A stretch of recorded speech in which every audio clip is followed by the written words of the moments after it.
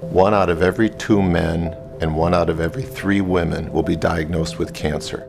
But despite those huge numbers, most individuals don't know what that really means.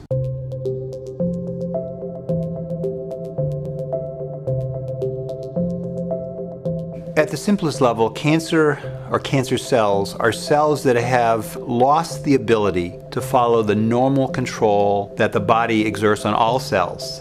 In our body, we have billions and billions of cells, and they have different functions. It's a very complicated process under incredibly phenomenal control.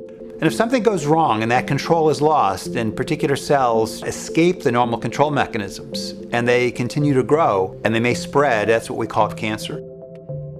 Those cells together, we would call that a tumor. Specifically, cancer is a malignant tumor, and we call it malignant because not only can it invade into adjacent organs, but unfortunately a cancer can spread to other tissues, and that can be life-threatening.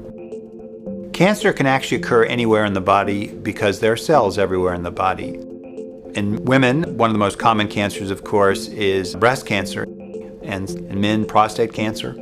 And in both men and women, lung cancer and colon cancer are common cancers. It's important to understand that the cancer that occurs in one individual is very different than the cancer that occurs in another, just like those individuals are different. So a lung tumor in one person will be very different from a lung tumor in another person. Once the diagnosis of cancer is made, of course, the next obvious question is, what do you do? There are several things that are really relevant. The stage of the cancer, which is information about where is the cancer. Do you say it's a particular kind of cancer? How much cancer is present? Has it spread? Is it in lymph nodes? Has it spread to other organs of the body? Cancer treatment actually is very complex. And part of the reason is because cancer is this constellation of over 200 different diseases. They have common characteristics, but they're all very different from each other. In addition to that, the cancer itself is not homogeneous. There may be 3 or 4 or 5 or 6 different slight variations in the cancer cells that are there. People ask, why? Why does my cancer not go away? It shrunk by 70%. What's wrong with the other 30%? Well, it's probably a different subtype of that cancer, which is going to require a different kind of treatment. There are 3 primary therapies for cancer: surgery, radiation, and chemotherapy. Surgery works by directly removing the tumor. The radiation therapy provides X-rays to kill individual cells, and the chemotherapy provides chemicals that can kill those individual cells, but they have side effects.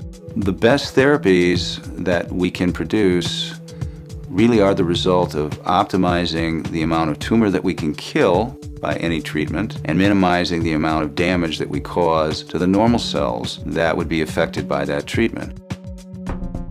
At Cancer Treatment Centers of America, we have a very robust integrative oncology program.